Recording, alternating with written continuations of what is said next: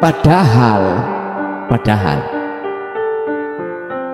wujud sejatine Allah iku dhahir, yaiku dhuhurul haqqi niki.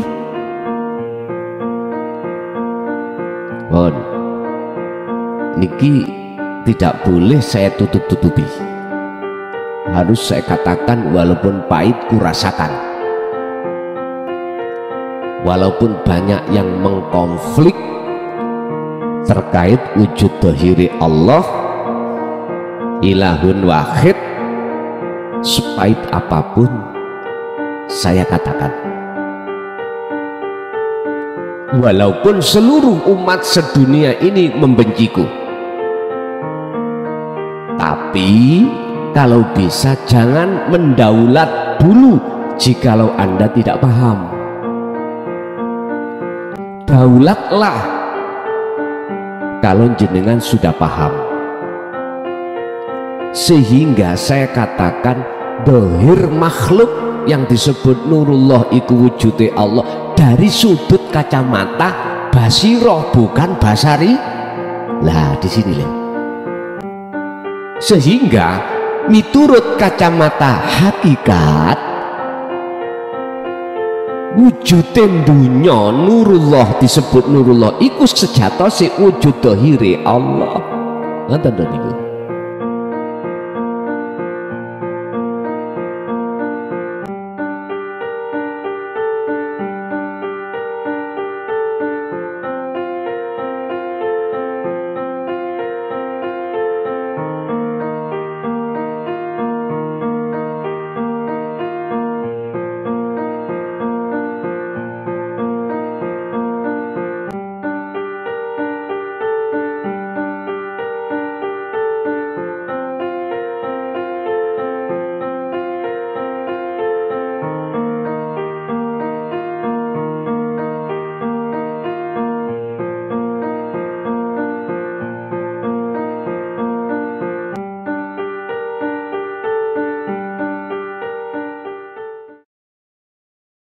Assalamualaikum warahmatullahi wabarakatuh. Ila hadratin Nabi Mustafa Rasulullah sallallahu alaihi wasallam wa ala alihi wa azwajihi wa dhurriyyatihi wa qurabatihi wa ahli baitihi wa ashabil kiram wa ila jami'il anbiya wal mursalin wal awliya wa syuhada wa salihin wa tabi'ina salihina ila yaumiddin, khususan jami'i masyayikhi ila muntahum wa syaibin a'da'illah wa furuhi wa usulihi wa masyayikhihi wa ahli baitihi wa talamitihi wa ila abaina wa ummatina wa azdatina wa masyayikhina wa auladina wa azwazina wa dhurriyatina wa ahli baitina wa jami'i man tabi'ana, khususan jami'il arwah fi hadil majlis wa ghairuhum syai'u lillahi lana wa lahumul fatihah.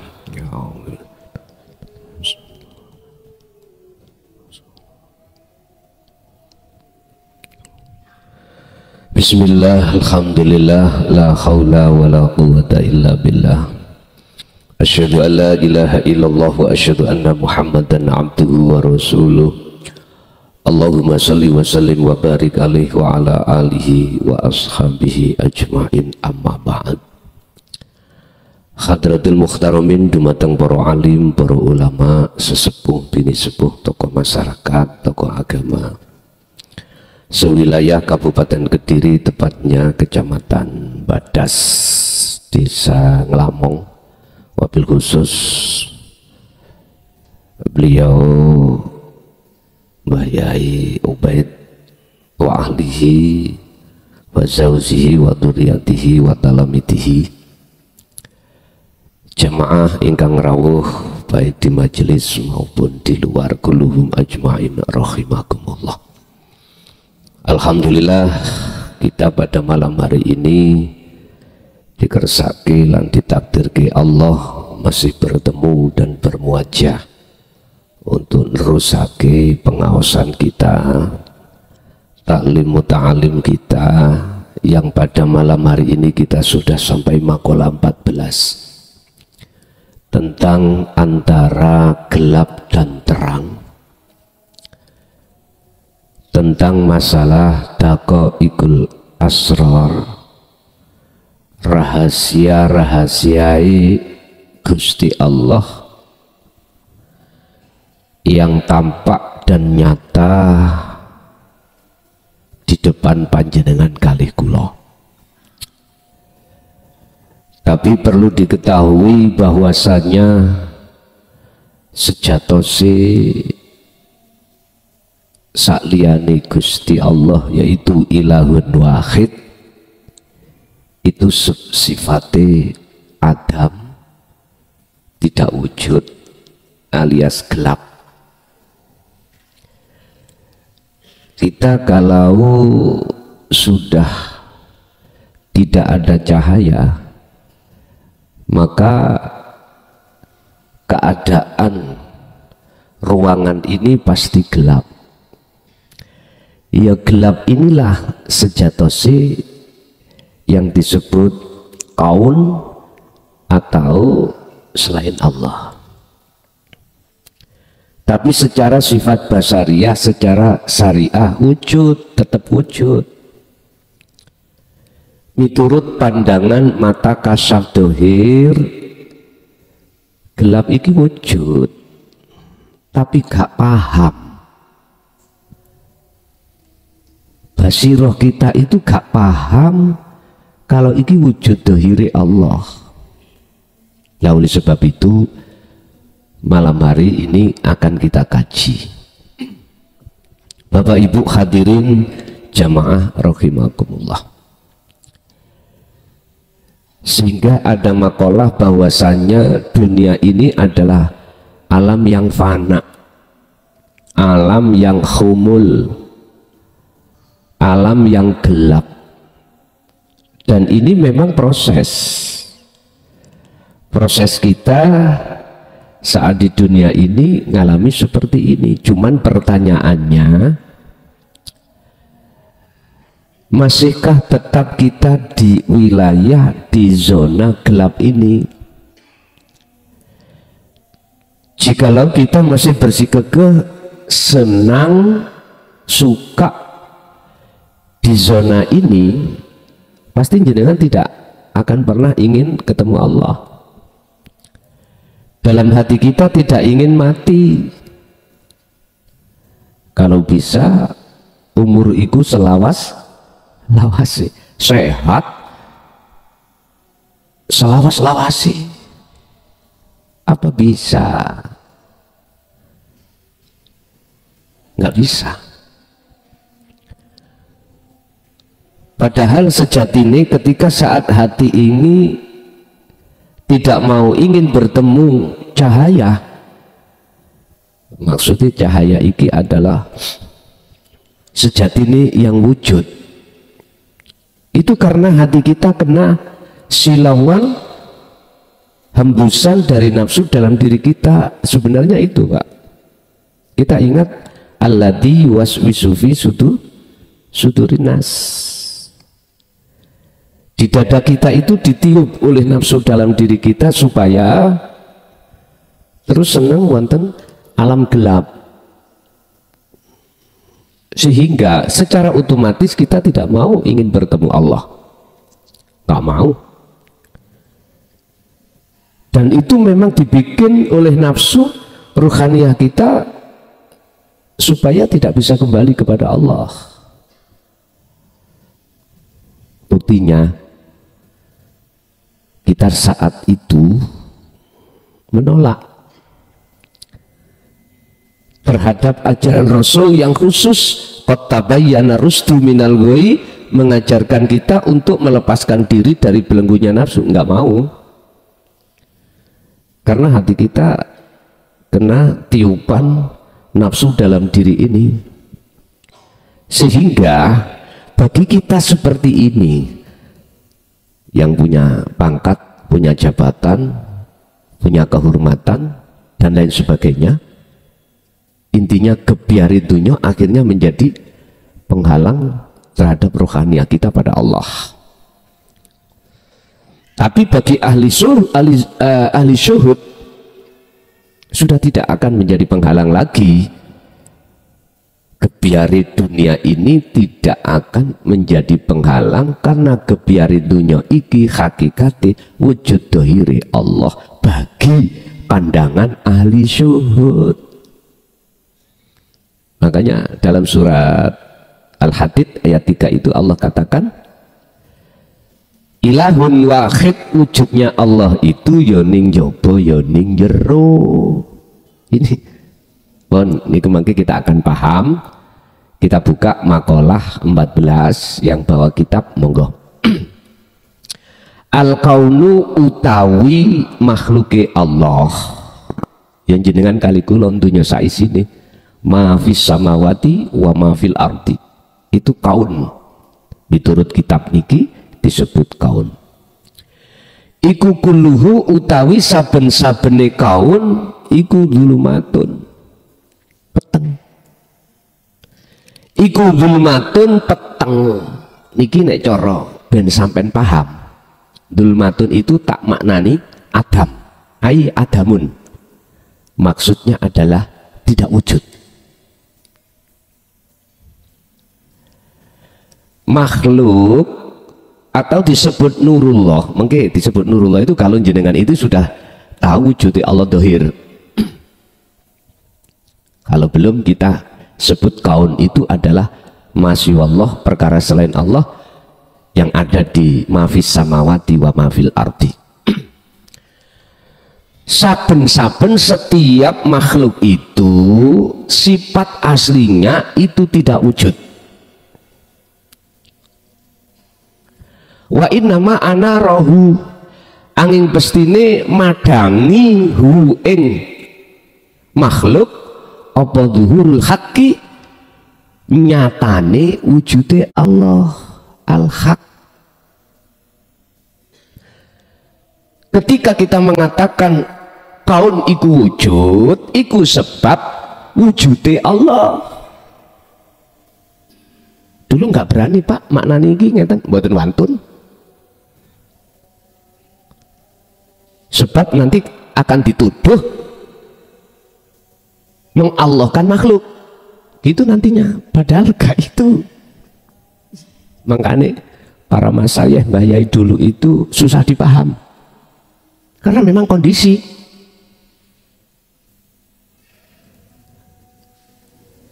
Wujud dohir sampai ini wujud Allah, ngoten lho niku. Bisa sing ra paham pun dipeksa sik. Napa niku mboten syirik ah? Ngoten nggih. Sing dereng paham wis sampean simpen, Anda simpan keterangan iki dulu. Nanti jenengan pasti akan paham manakala jenengan iki ketemu antarane sing ana njaba nang jero kaun makhluk, ngarepe mburine kiwa tenenge ndukun isor. Otomatis sampai bisa akan ketemu itu ya kudu zikir, kudu khalwat. Zikir yang menghilangkan kaun. Nama kaun itu kok hilang.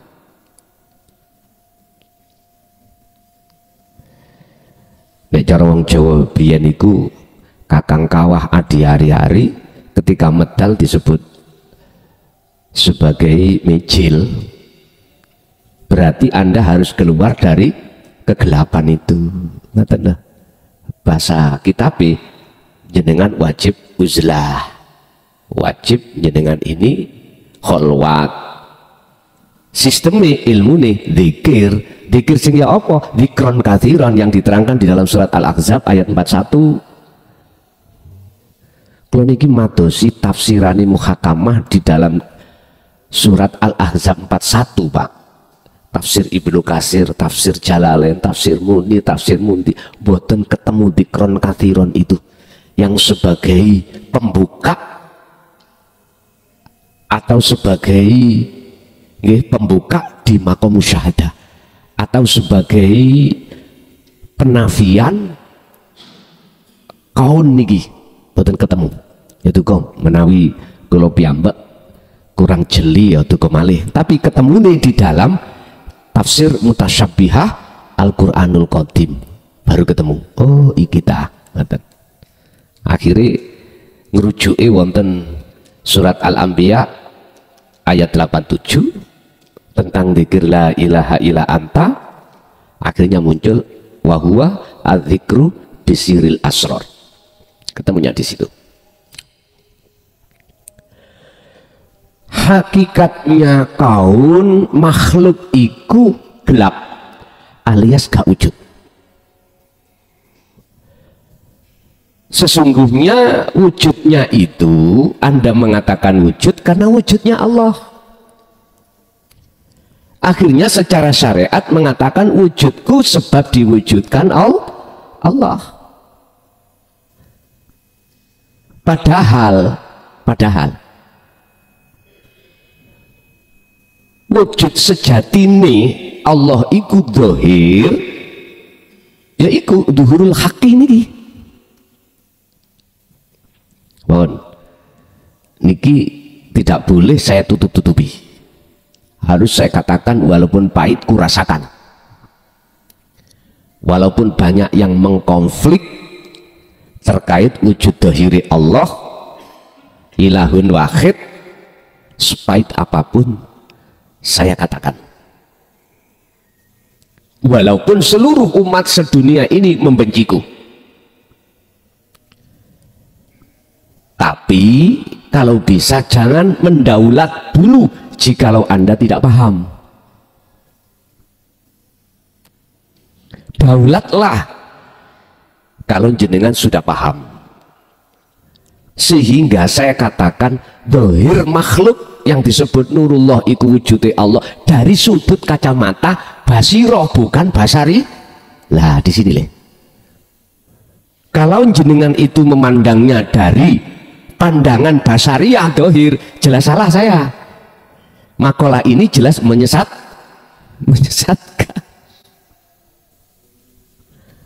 Karena kita itu identik. Makhluk ini identik wujudnya sebab diwujudkan Allah. Kita pemahamannya apabila ada di situ, maka tidak akan bisa menerima keterangan apa yang kusampaikan wujud dhahir Allah itu. Zuhurul haqqi. Jadi gelap tadi akhirnya tidak gelap sebab disinari dengan wujudnya Allah. Sehingga miturut kacamata hakikat wujudnya dunya nurullah disebut nurullah iku sejatosi wujud dhahiri Allah. Ngoten niku. Wujud batine Allah ya ilahun wahid. Lah sekarang tinggal pertanyaannya, mau nggak masuk di dalam syuhudul wahdah fil kasrah, wujud Allah akeh iki mang jenengan sampean ahadiakan ceret untuk menuju akad. Kalau sudah menuju akad maka jenengan akan paham sejatine dunya saisine iku dudu wujudin dunya tapi wujude Gusti. Wis bantah nek bantah ora apa-apa.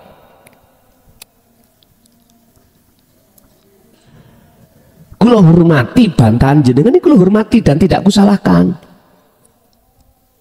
Karena setiap diri manusia itu pandangannya beda-beda.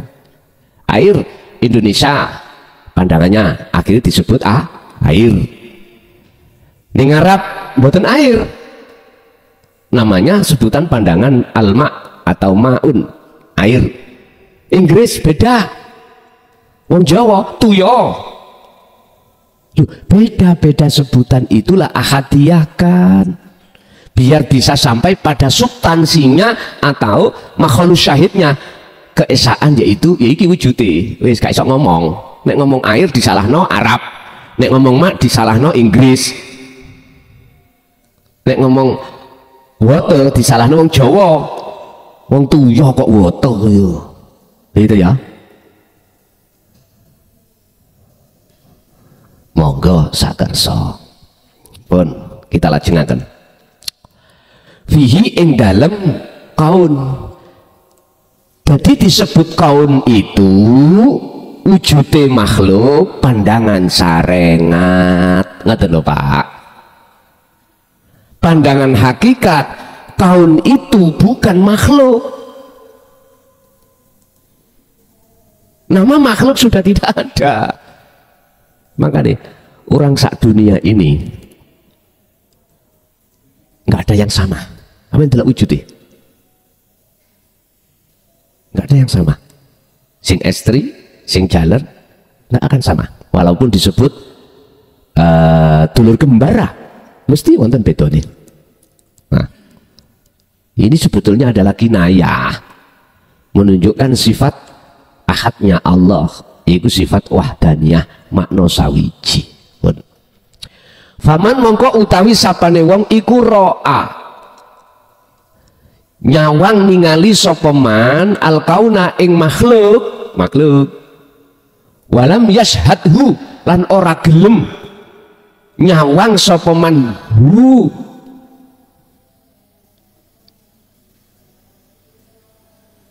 isine sapa hu iku Allah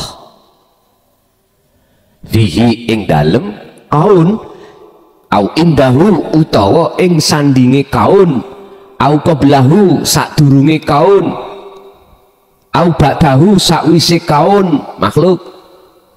Piye?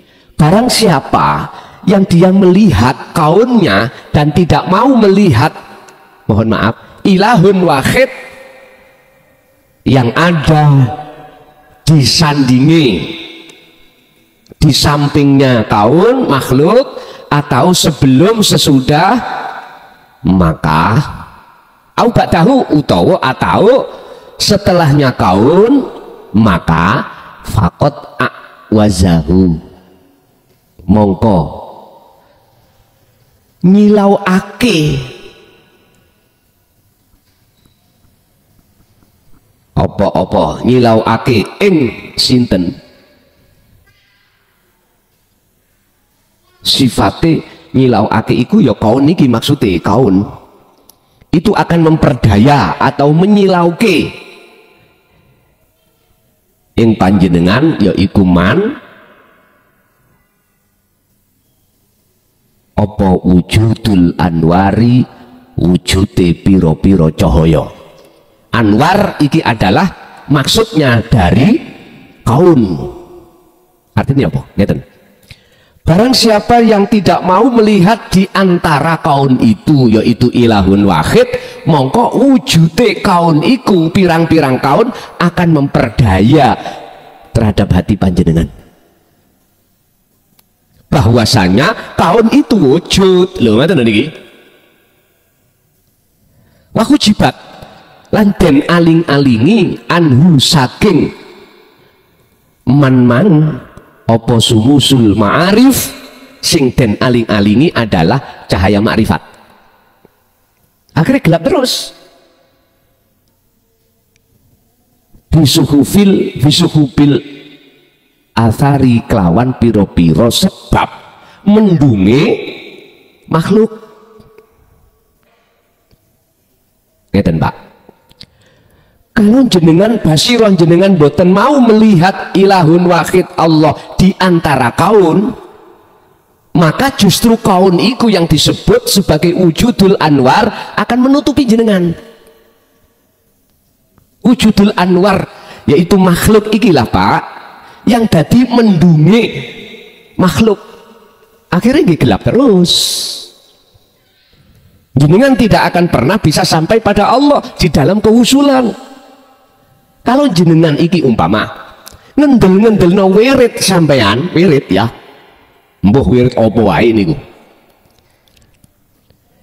wirid itu akan mempengaruhi jenengan untuk tidak bisa jenengan iki sampai bertemu Allah, ngoten lho. Bukan perkarane tidak boleh wirid lho, mboten lho nggih, mboten. Makanya harus kita kenal kaun itu atau nafsu itu harus kita kenal terlebih dahulu. Sehingga bagi kita yang seperti ini tidak mau untuk menyawang melihat ilahun wahid antarane kaun iku, maka kesenangan dunia materi atau non materi mesti jadi penghalang kita. Penghalang basiroh sampai ini tidak bisa sampai ke ahad, tidak bisa nyata no wujude Allah, boten saged, tidak bisa. Akhirnya apa Pak? Dunia atau kaun sing materi bojo, anak, dunya brono iku materi. Lah wujud ini disebut wujudul anwar. Anwar jamak dari nur, apa? Beberapa cahaya. Sehingga kita akan mengatakan anwar iku wujud. Tapi kembali kepada kaun, bukan kembali kepada ilahun wahid. Secara dohirnya enggak bisa. Sehingga mohon maaf Pak, jenengan sugih garwa, sugih anak, sugih dunya brono, mesti hati sampean itu kan tumpahannya di situ. Inilah di dalam surat Al-Isra ayat 72 itu Allah katakan, inilah golongan-golongan hambaku yang matanya buta, mata hatinya buta. Tidak bisa melihat wujudnya Allah, tapi melihat wujudnya kaun. Nah ini yang non materi sekarang. Non materi tadi materi duniawiyah yang bersifatkan materi, sekarang yang non materi, pangkat, jabatan, kehormatan, dipuja-puja orang, dan itu akan menjadikan penghalang terhadap kita yang posisi kita itu belum mengerti wujud dohiri Allah. Dikatakan penghalang, ruhaniyah jenengan ini tidak akan pernah dikatakan sebagai golongan hati yang sudah padang minal dhulumati ilan nur. Sebab apa kita seperti ini? Walladzina kafaru auliya'uhumut taghut. Karena kaun iku sampai kita jadikan sebagai tumpahan, kita jadikan sebagai penolong, kita jadikan sebagai cara bahasanya kalau tak tegel-tegel nih, jenengan kali kula telah menuhankan selain ilahun wahid yang tidak terasa. Titik. Wong Islam kita telah menuhankan selain Allah. Ini gila. Saya tegakan Kak, Pak, Bu, saya berkata seperti ini supaya ada evaluasi dalam diri kita masing-masing dalam hal keadaan rohaniah kita. Sedangkan mereka yang tergolong sebagai ahli syuhud, sebab sudah melakukan mijil atau kholwat untuk masuk di dalam alam fana, sehingga masuk dalam alam musyahadah, nyatane Allah, maka tidak terpengaruh materi, dunia materi atau non materi. Beliau Syekh Asadili, Abu Hasan Asadili, itu sogeh Pak, materi dan non materi, tapi tidak menjadi penghalang ruhaniyahnya untuk selalu bertemu Allah. Betul. Banyak kisah-kisah sejarah riwayat para kekasih Allah, yang para kekasih Allah itu tidak harus dia itu materinya itu melarat, enggak, tidak semuanya.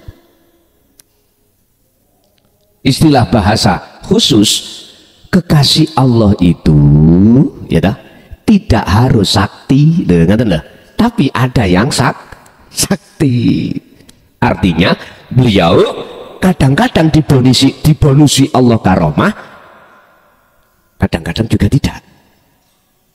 Tapi kesakten atau kekaroman itu tidak bisa dijadikan sebagai ukuran kalau itu tanda kekasih Allah. Sampai buka di dalam makalah 121. Itu dikatakan gini Pak, kekaroman kita itu mayoritas hati kita itu masih kotor, masih ada kaun gitu loh. Ini bagi kita yang belum mengikuti kesempurnaan Kanjeng Nabi, fattabi'uni, belum. Kita masih mengikuti beliau itu, ajarannya itu secara dohiriah aja, secara syariahnya saja, secara jasmaniahnya saja, tapi secara rohaniahnya kita belum mengikutinya. Maka akibatnya seperti itu tadi. Sehingga dunia yang non materi atau tidak non materi itu akan menjadi penghalang kita. Kalau sudah mengikuti ajaran Rasulullah di jalur dinu tauhid dan mengamalkan, berbentuk jenengan selalu kholwat, selalu uzlah dimanapun jenengan berada, maka disitulah nanti akan menghilangkan semua kaun-kaun itu, bahwasanya kaun itu wujud, dihilangkan. Intinya jenengan ini akan kehilangan kefanaan rasa keakuan kaun di dalam diri jenengan dalam hal apapun. Akhirnya jadilah kaun itu disebut wujudul anwar, yaitu wujude Allah sejati secara dohir, yaitu mafis samawati wa mafil ardi niki. Ngaji ngeten ini buat asal kata-kata, titik ringkes paham ya wis nang dilakoni. Dulu memang klesik-klesik Pak ngaji ini,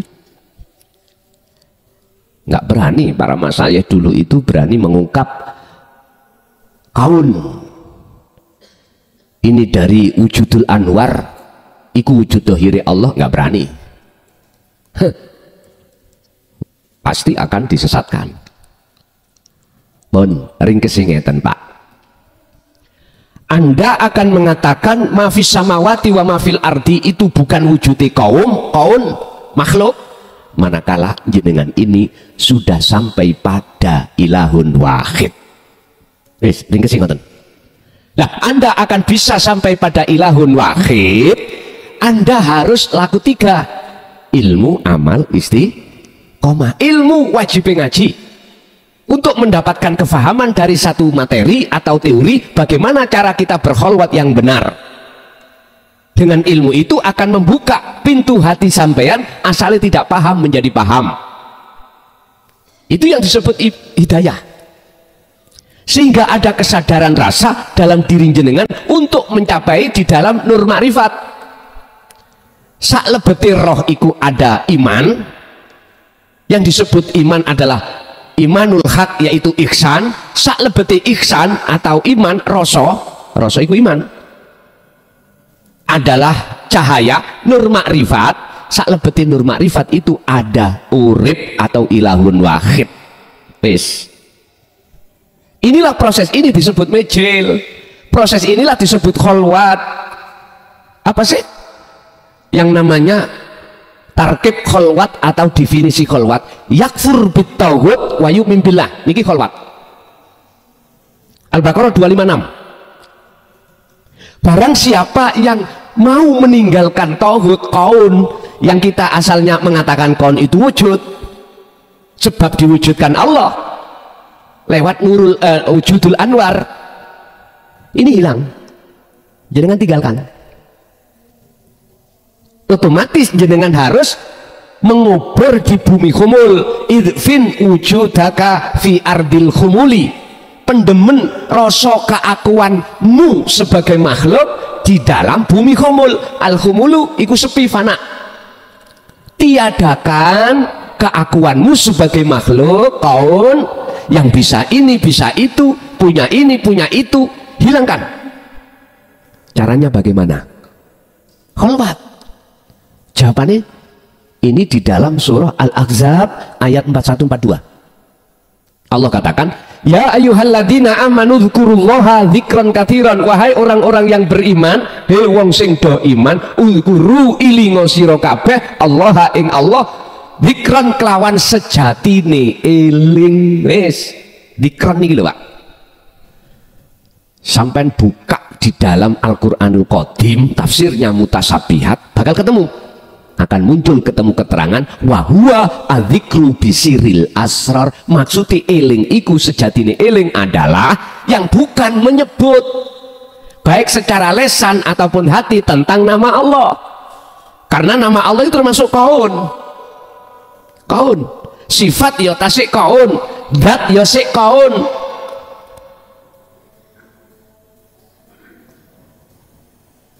Ternyata yang dimaksud sejatine dzikir adalah dalam hati jenengan iki sudah melampah pangrasa imanul haq yang Kanjeng Nabi dawuh sebagai ihsan.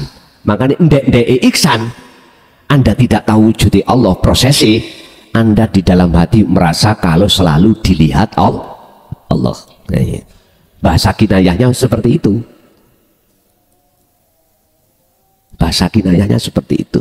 Memang itu proses muraqabah awal. Kita merasa Allah dekat sehingga kita merasa selalu dilihat oleh Allah. Akhirnya merantak, Pak. Oh, berarti sing agawe kabeh ku Allah. Ngal titik, ngal sedikit, kaun itu akan hilang dalam pandangan hati jenengan. Hilang. Akhirnya masuk di dalam antak butallaha ka'annaka lahu taroh. Anda seakan-akan bisa melihat wujudnya. Andanya kan masih muncul, padahal Anda kaun.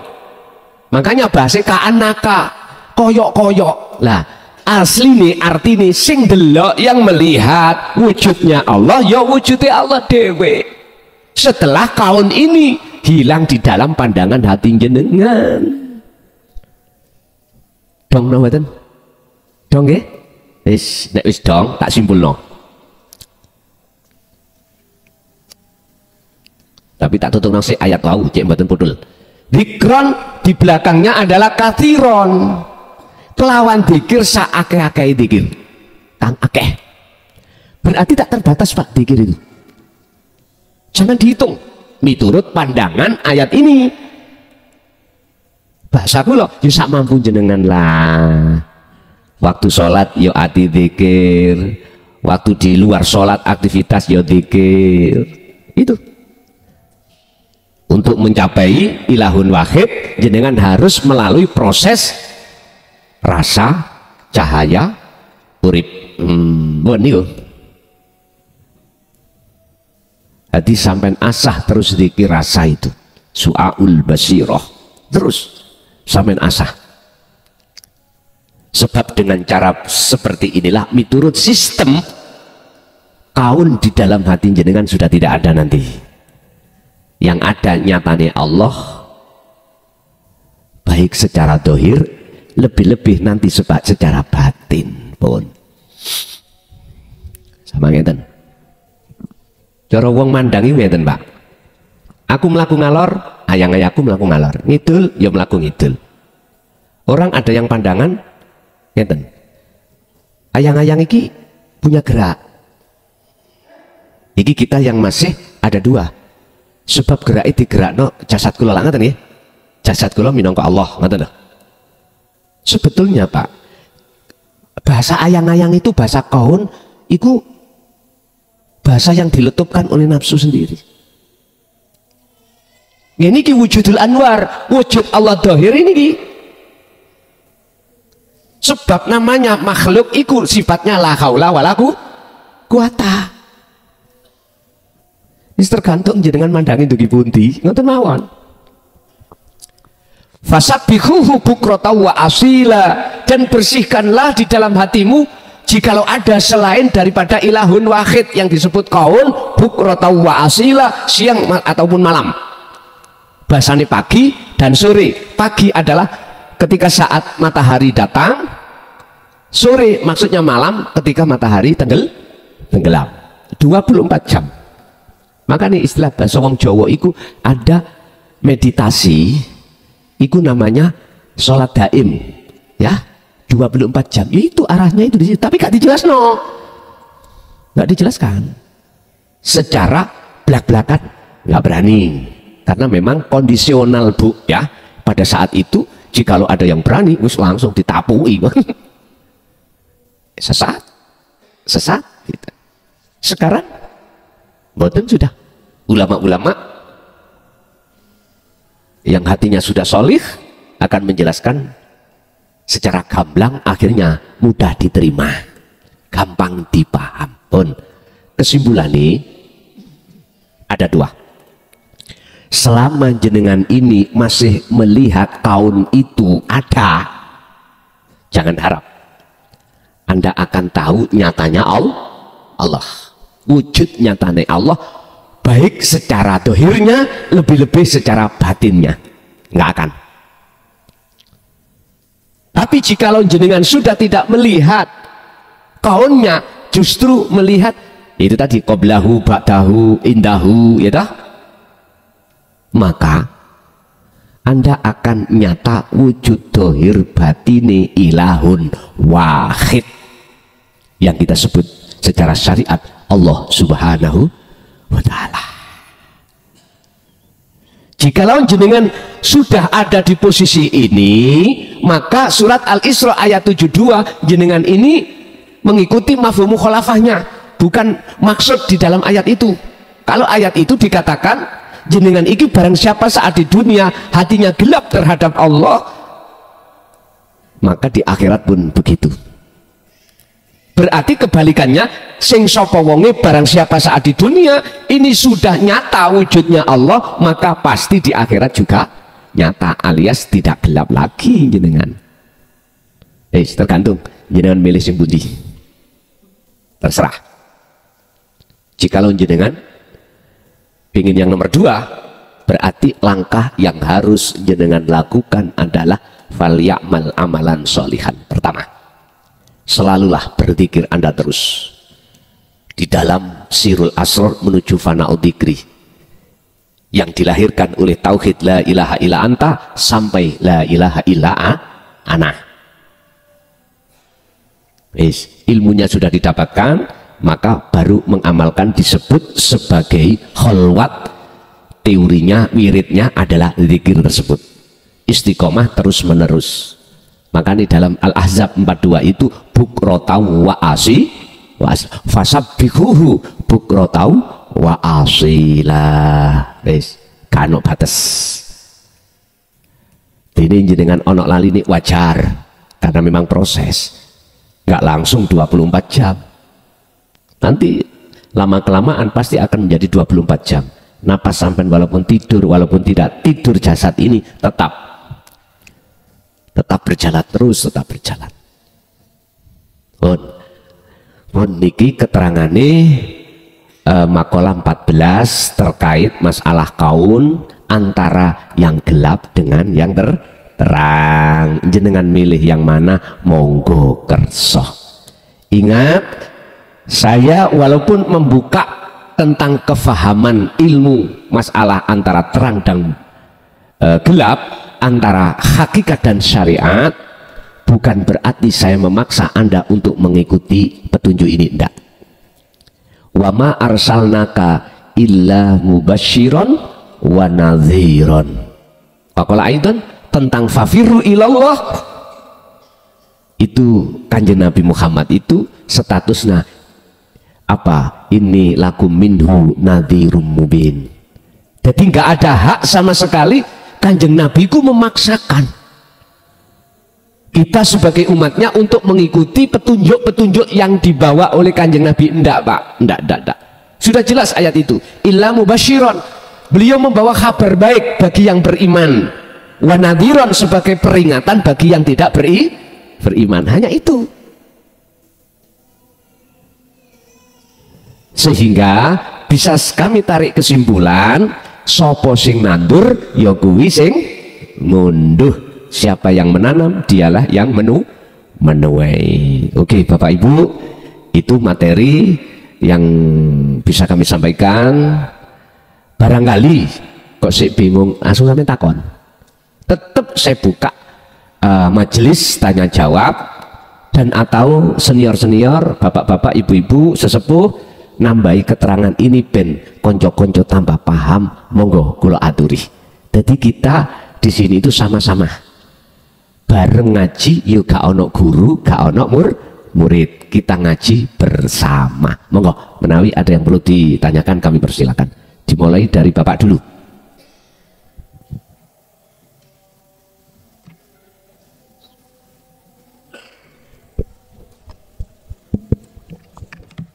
Assalamualaikum warahmatullahi wabarakatuh. Nami kula Eko kuwi saking Tulungagung.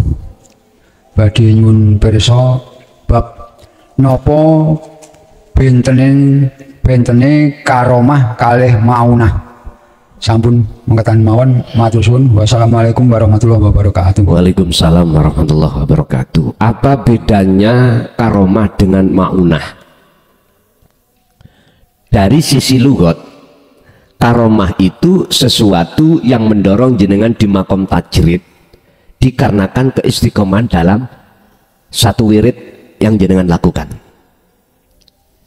Sama, ini Allah yang mendatangkan karomah itu, maunah, pertolongan. Tinggal pertanyaannya, kita melihat dari sisi mana tentang karomah dan maunah. Kalau kita melihat dari sisi kacamata syariat, makhluk itu makhluk semuanya, kaun termasuk kaun di dalam makom mukasyafah untuk menciptakan jenengan ini menduduki makom tajrid. Apa makom tajrid? Makom di mana kebutuhan jasmaniah jenengan datangnya itu tanpa soro-soro kerja. Loh itu loh. Di desa mungkin kita sebut tabib, dukun, wong air ditungani, gitu. Kok iso digawe obat wong loro weteng, asalnya perutnya sakit menjadi sembuh. Ini pengetahuan yang terjadi di tengah-tengah masyarakat. Kadang-kadang ada orang yang punya hajat, kepingin hasil, banyu disowok, gitu, mohon maaf, kemudian diminumkan, tujuannya hasil. Karena proses karomah itu tadi, proses karomah. Ini kalau kita mandang dari sisi, mohon maaf, kacamata syariat, koyok-koyok sudah kita itu wali nih Gusti Allah, koyok-koyok. Tapi kalau kita tarik dari kacamata basiroh, hakikat, itu makhluk, kaun, itu semuanya masihan. Tinggal pada saat itu posisi ruhaniyah kita duduk di mana? Takholikah, nafsukah, atau tajalika, ilahun wahidkah, gitu. Bapak Ibu, inilah potret di tengah masyarakat kita. Maunah sama. Tapi mohon maaf, bagi ahli syuhud sudah tidak memandang maunah atau karomah itu makhluk, sudah tidak memandang. Karena kaunnya itu sudah hilang, sehingga beliau mengatakan iki lo wujud dohir nyatane Allah. Lho ngoten niki. Lah niki Pak, yang mestinya kita jadikan sebagai guru akhirat kita seperti ini. Mboten napa-napa. Dan wajib menurut saya, sekalipun dia itu di mata masyarakat itu orang yang tak terpandang, orang iso ngaji babakan ilmu dohir, tapi dia ngalim ruhaniyahnya tentang daqaiqul asrar, rahasianya lembut-lembute rahasiane ilmune Gusti Allah. Nek cara kula niki yang harus ku cari guru yang seperti ini, supaya bisa mendidik rohaniyah kita untuk melakukan mijil yang benar, melakukan kholwat yang benar, untuk tinggalkan selain Allah. La taj'alu ma'allah ilahan akhar, janganlah kau menjadikan selain Allah di dalam hatimu itu wujud. Jangan. Sebab kalau kita menjadikan selain Allah di hati jenengan iki wujud, maka hakikatnya kita masih dikatakan menyekutukan Allah. Hakikatnya bukan syariatnya. Kita telah melakukan perbuatan syirik khafi yang selama ini kita tidak terasa. Lesan boleh mengatakan amantu billah wa minan nasi may yaqulu amanna billahi wa bil yaumil akhir, tapi sesungguhnya wa mahum bimu'minin. Kita ruhaniyah tidak beriman pada Allah. Jadi melihat dari sisi mana Pak kacamata itu ya? Kacamata tentang maunah dan karomah. Oke, lanjut.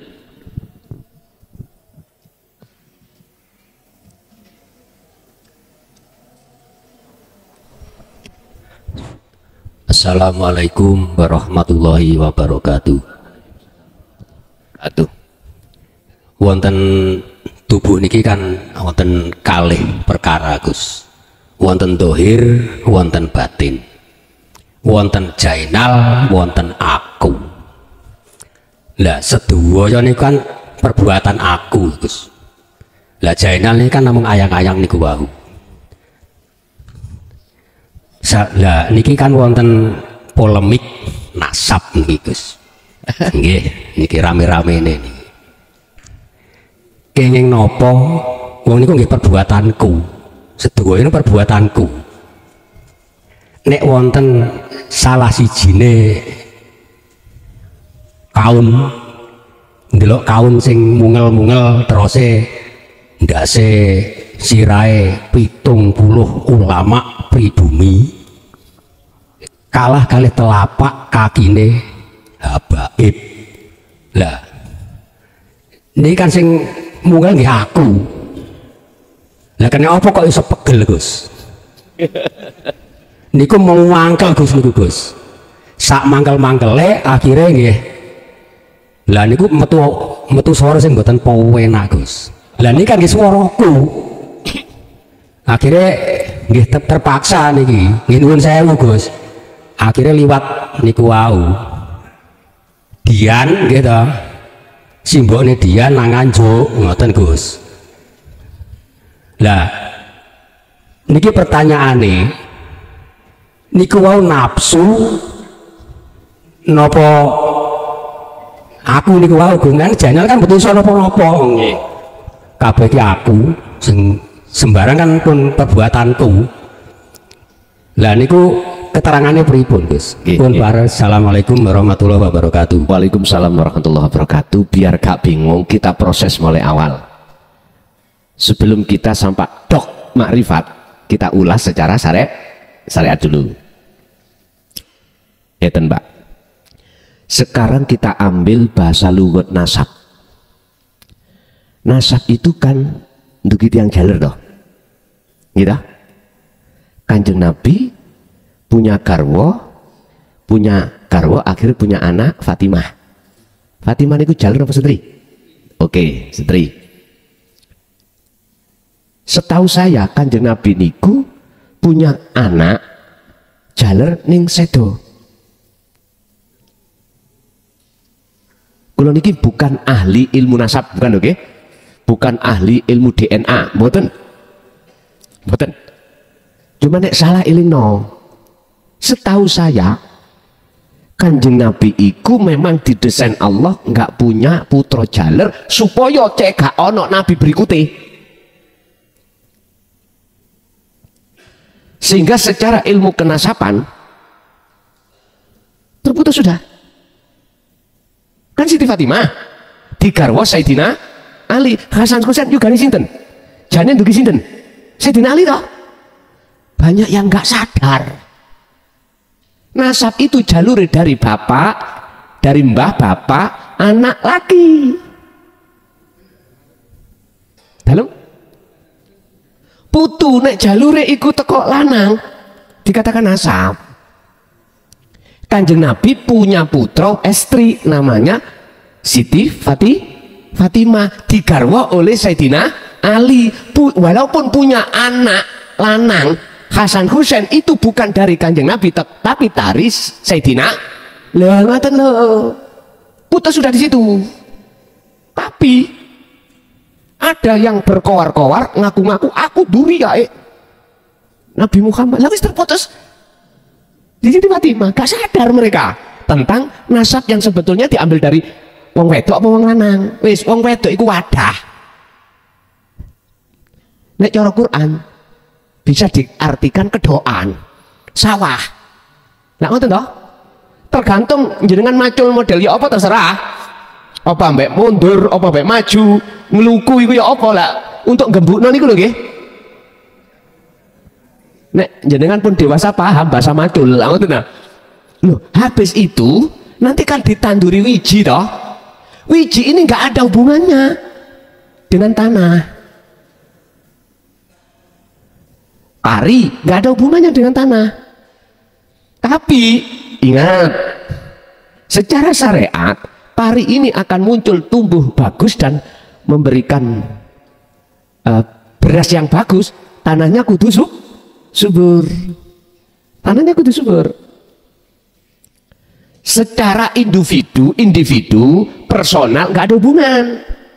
Tapi secara proses yuk ada keterkaitan. Ngerti loh? Makanya kalau parine, kalau yang ditanam itu padi, cukup beras. Lah ngoten nggih. cukule beras. Tapi gak mungkin cukul kates, karena yang ditanam adalah apa? Padi. Walaupun muncul Hasan Husain itu dari buah Sayyidina Ali, bukan dari Kanjeng. Wis adong ah. Mereka yang mengklaim duriyah, ngomong nasab, ngomong nasab loh, duriyah maksudnya nasab, nggih sudah keputus nih wau. Nek ngomong duriyah, turunan, ya dah, pandangan wong wedok wau, ya terserah. Yang jelas saya luruskan. Makanya ning Jawa kan ono sing jenenge kalau sing dadi wali kulo Riswali nih kali ya. Niku kan dari saudara laki-laki, ya toh? Paman atau Pak D. Tapi saudara dari perempuan gak bisa jadi wali, betul loh. Wes iki tentang ilmu faraid, tentang ilmu syariat. Wes. Jadi mereka kalau mengklaim aku duriyahnya, tak lihat dari nasab, mohon maaf, tak guyu-guyu. Karena Rasulullah tidak pernah punya anak laki-laki yang hidup dan meneruskan janinnya ini. Ada dari sisi perempuan, entah niki sampean katakan duriyah terserah sampean. Pertanyaannya, mengapa mereka mengklaim aku duriyahnya? Sebetulnya Pak, tak pandang duge ilmu tasawuf, dia ngaku-ngaku iku ono tendensi lah. Wong pribumi ae sing gak paham, karena mereka pribumi jarang yang gelem bahas tentang ilmu tasawuf, wis titik.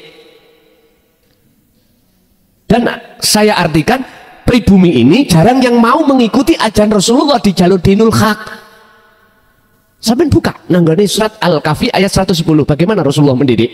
Ojo kok sembah aku, ojo kok puji aku, ojo kok puji aku. Pujiin sembahan sapa sing tak puji, sebab aku ambek awakmu iku padha makhluke. Innama ana basarum lukum.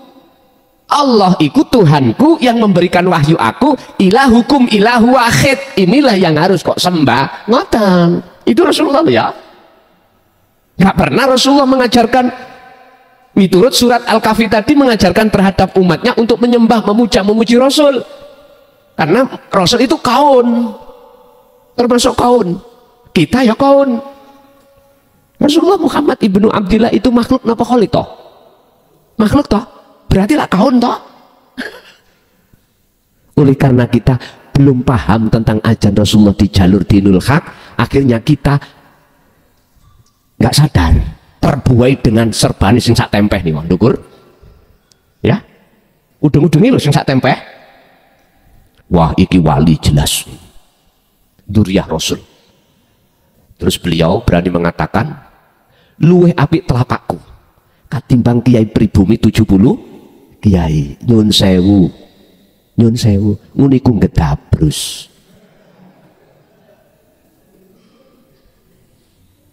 Coba kita urai tentang habaib, jamak dari habib, di dalam surah Ali Imran ayat 31. Coba ayat kali. Ali Imran 31 ya. Kul in kuntum tuhibbunallaha fattabi'uni. Katakan Muhammad, jikalau umatmu ingin tak cintai, ya dah, dan saya jadikan sebagai kekasihku, akhirnya punya titel habib. Nek wong siji, nek wong akeh berarti habaib. Suruh ngikuti awakmu. Akhirnya Rasulullah berkata, fattabi'uni, ikuti aku. Syaratnya, jikalau kau, dalam ayat itu ya, tapi syaratnya disimpan, jikalau kau betul-betul mengikuti aku, yuhibbukumullah, Allah meletakkan titel habaib atau habib terhadap dirimu. Apa habaib itu? Kekasih Allah. Bukan duriyah loh ya, bukan. Ngikuti aku di situ tidak ada bahasa nasab, nggak ada, duriyah nggak ada. Jikalau kau mengikuti aku, ngikuti yang gimana toh Pak maksudnya? Bukan hanya di ajaran syariat, tapi hakikatku. Sementara kita pribumi kan kebanyakan itu mengikuti dohir tok. Wong Islam ini mengikuti syariat tok. Sementara ruhaniyahnya di dalam hukum hakikat dinut tauhid itu kita tidak mau, alias kita abaikan. Bukan ini yang mengikuti Rasulullah. Sekarang pertanyaannya gini aja, mereka-mereka yang mengakui mengakui nasab atau yang mengakui dia habaib atau habib. Sudahkah ruhannya mencerminkan sifat karakter daripada Rasulullah? Enteng-enteng mawon. Mereka-mereka pernahkah mengkaji tentang dinul haq? Wis, ngoten mawon. Kebanyakan mereka itu mohon maaf mendoktrin jenengan supaya memuja-memuji, menghambakan diri kita terhadap beliau. Akhirnya kita jadi budak. Punah, sadar wong pribumi, sadar men. Sementara kiai kita yang dikatakan 70 tadi ya, banyak di antara beliau-beliau kekasih Allah sebenarnya. Kalau nggak percaya buka di dalam makalah 120 tentang wali-wali Allah yang ditutupi Allah. Kebanyakan itu kiai-kiai desa sampean ditutupi Allah lewat menjadi pedagang, ditutupi Allah lewat jadi petani, ditutupi Allah menjadi pemulung, menjadi pejabat. Inilah kewaliane seseorang yang ditutupi Allah supaya orang lain tidak tahu kalau itu kekasih. Lah kok malah kowar-kowar aku kekasih Allah mbok nih.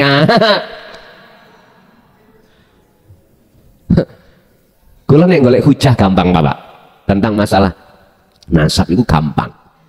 Kula nderek mbah kula ngeten, ngger nek wite sawuh, wohe ya sawuh. Kecik nek ditandur muncul wit sawuh. Gak mungkin wit sawuh muncul woh kates. Ono nyun sewu apel dipoles dengan lahir iku sawuh, jangan dikira itu sawuh ngger. Nggak iso. Tapi suatu saat pasti konangan. Becik ketitik Allah ketara. Peribahasa, sepandai-pandai Anda menyimpan atau membungkus batang, suatu saat akan ikut. Jawabannya ada di surat Al-Baqarah ayat 120. Ini terjadi tidak zaman hari ini aja loh Pak. Zaman Rasulullah sudah ada, sudah itu kaum khawarid itu sudah ada. Jangan heran jenengan. Apa sih tendensi mereka? Satu, supaya jenengan itu menyembah, memuja, memuji terhadap kaum makhluknya itu. Dengan begitu maka substansi tujuan mereka adalah ngeruk kekayaanmu sehingga dia suka khayatatun dunia. Bisa dong. Makanya lewat ngaji proses ini saya mengingatkan, hei pribumi, ada kekasih Allah yang Anda tidak tahu yang selama ini kau tinggalkan dikarenakan kau terpaes dengan tampilan mereka ala kewali-walian. Padahal mohon maaf, yukhadi'unallaha walladina amanu wa ma yakhda'una illa anfusahum wa ma yash'urun. Itu musuh Allah. Ayo terus dikira tengere duria Rasul itu mancung. Mboten. Tengere dohireku serbanan dan lain sebagainya ngoten. Nyun sewu, kula ning Mekah iku masih sopir ya serbanan. Jangan terbuai dengan tampilan casing-casing itu. Undur makola wala tandur mangkola. Loh, ada di situ Pak. Makanya sekarang saya tanyakan, diajarkan apa yang terhadap oleh mereka yang ngaku-ngaku habaib? Apakah itu dinul haq? Pernahkah? Kalau enggak, batal miturut surat Al-Kahfi ayat 31. Jikalau kau betul-betul mengikuti ajaraku, yang ajaraku itu adalah illa rahmatan lil alamin, maka yuhibbukumullah, Allah akan menerima cintamu, sebab karena kau telah meninggalkan cintamu selain Allah yang disebut kaun tadi. Terus kesalahan kita selama ini yang menuhankan yang bukan Tuhan, bagaimana? Wa yaghfir lakum dzunubakum, diampuni dening Allah. Pun iki proses akhirnya mau tentang Pak Rodoan ngomongnya gitu, belum memandang Allahnya aku tadi lo ya, belum. Kan saya katakan proses dulu, kita masih di la ilaha illallah taraf tauhid kita masih ada la ilaha illahua taraf kita, belum la ilaha illa anta. Sekarang masuk la ilaha illa anta. Kalau Allah sudah terasa dekat, kalau la maujudan illallah, maka bentuk apapun yang kita lihat menyenangkan dan tidak menyenangkan, ya tak? Salah miturut syariat atau benar miturut syariat, maksiat, taat, balak dan nikmat iku yo aku. Bisa buyar total pun. Jadi gak ono ati loro ati. Yang perlu kami simpulkan, ada apa Allah menyesatkan hambanya satu sisi, ada apa dan sebab apa Allah memberikan petunjuk pada hambanya satu sisi. Apa persoalannya? Loh ya ini akhirnya kita ungkap. Jawabannya mek situ tok. Satu sami'na wa asoina, yang satu sami'na wa ata'na. Satu yang bersih kukuh, bersih kekeh, hatinya sukaria dengan kehidupan dunia, akhirnya alal akhirah, melalaikan kehidupan akhirat. Mereka sampai berani gini, kamu ya ngurmati aku, tak jamin suargane mbok dene ngono bae. Pun mboten apa-apa pun ngeten Pak ya. Iki umat Islam wong Jawa pribumi dibentur-bentur loh. Satu sisi sampai ditarik lewat hujah tentang nasab supaya menghambakan diri kita terhadap figur kaum itu. Kalau kita sudah fanatik di situ, wis tah, kita akan memungsuhi yang lain. Ini kalau dibiarkan terus gak diselesaikan, akan terjadi sampai titeni. Ning Indonesia kedua kali perang Palegrep, perang saudara antara umat Islam satu dengan yang lain, gelut ada nih bacokan barang. Contoh di Timur Tengah, bisanya selesai ini, bisanya selesai ya, bisanya selesai. Ya udah, kenali ilahun wahid. Aku tadi loh, baru selesai. Makanya beliau-beliau lewat langsung di majelis taklim atau tidak langsung, berarti lewat YouTube, lewat medsos, sing ngebabne masalah dinul haq. Inilah beliau-beliau yang ditugaskan Allah untuk supaya umat itu tidak perang Palegrep. Loh, sing rugi sinten Pak? Ya pribumi. Sing gelot pribumi mangke. Antara pribumi satu dengan yang lain, gara-gara beda kaidah, akidahnya beda, paten pinaten. Sing ngaku habaib melayu. Gak mungkin wanine ngarep elek ah. Karena justru mereka itu takut dengan kematian. Takut Pak. Pun iki kunci, wong nek atine tresno suka dengan kehidupan dunia, dia tidak akan pernah suka dengan kematian, alias tentang kematian itu ditakuti. Kadang-kadang yang banyol. Wis menungso umure 80, nek aku 120. Lah iku wis ketok. Nggih, mohon maaf loh ya. Itu mohon maaf. Wis karakter. Tapi seseorang kalau ruhaniyahnya itu fa'budu, betul-betul fa'budu, mesti ketemu hadza siratul mustaqim. Justru dia itu rindu akan urusan Allah melewatkan kematian, monggo. Bahasa syariat, bahasa hakikat itu jenengan sing sering lah jenengan ki masuk di alam fana. Sing sering latihan. Caranya piye? Itu tadi khalwat jenengan. Kuncinya wiridnya ada di dzikir sirul asror, lewat napas langsung sampai mlebet teng mriku. Iku carane. Nggih, jadi apakah itu nafsu ataukah akunya ingsun Allah? Tergantung kita melihat dari sisi mana, gitu aja. Kalau kita sudah sampai dok di makrifat terakhir, makun jam'i atau musyahadah, maka ya akunya Allah. Kalau sudah akunya Allah, maka bagi jenengan yang seperti ini nggak ada masalah di medsos gegeran, ya. Kan ada dua kubu, ya. Ada yang ngaku-ngaku habaib nasab dari kanjeng Nabi, ada yang lewat tesis pembuktian ilmiah atau DNA membatalkan kenasaban beliau-beliau itu terhadap kanjeng Nabi.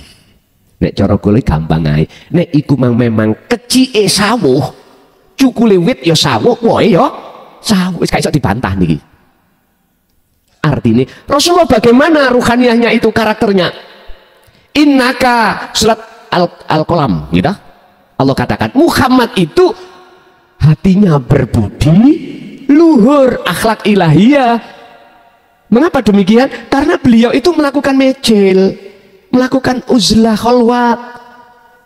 Bondone ilmu amal istiqomah disebut takwa hakotukotihi. Kalau sudah duduk hakotukotihi, maka wala tamutunna illa wa antum muslimun mesti terjadi. Kan itu perintah, wala tamutunna lan ojo mati temen siro kabeh illa wa antum kecuali dalam keadaan muslim pasrah.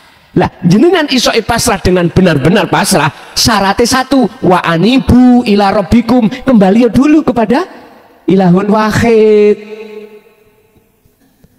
Jangan beriman pada kaun, tapi ilahun wahid. Setelah itu wa aslimu lahu, baru bisa pasrah jenengan. Lakukan ini min qabli ayatiyakumul adzab, sebelum datangnya kematian.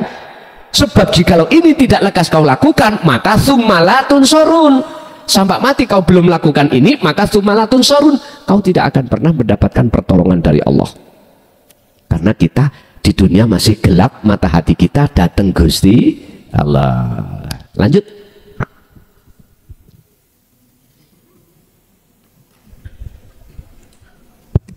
Assalamualaikum warahmatullahi wabarakatuh.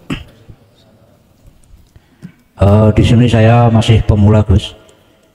Ya, ini mau sedikit cerita. Setelah itu nanti disambung dengan pertanyaan. Sekitar tahun 2010, saya pernah masuk ke salah satu pondok di Malang.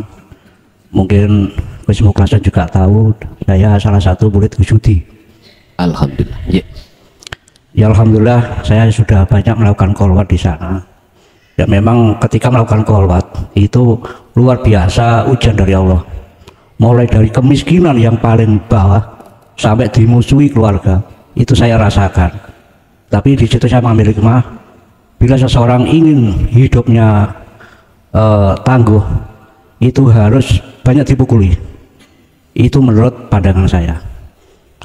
Ini selanjutnya saya mau bertanya tentang ketika seseorang dalam proses kebusulan kepada Allah, tapi masih intinya biarpat, lantas orang itu meninggal dunia, apakah orang yang meninggal dunia dalam masih proses itu akan masuk ke alam baryah atau ke alam lahut?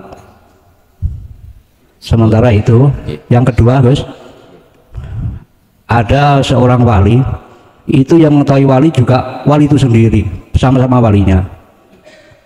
Pertanyaan saya, untuk mengenalinya itu apa misalnya di satu ruangan ini ada seorang wali, kita juga wali, ada suatu getaran tersendiri atau gimana? Saya mohon penjelasannya dari Gus Muklason.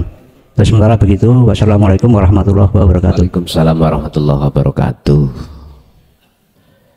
Beliau Gus Yudi itu putranipun Mbah Hayi. Tahun 80 kami ada tugas dari abah saya untuk sowan ke beliaunya. Akhirnya ketemu Mbah Hayi, cuman pengalaman saya terhadap beliau ini satu yang tidak bisa kulupakan sampai sekarang.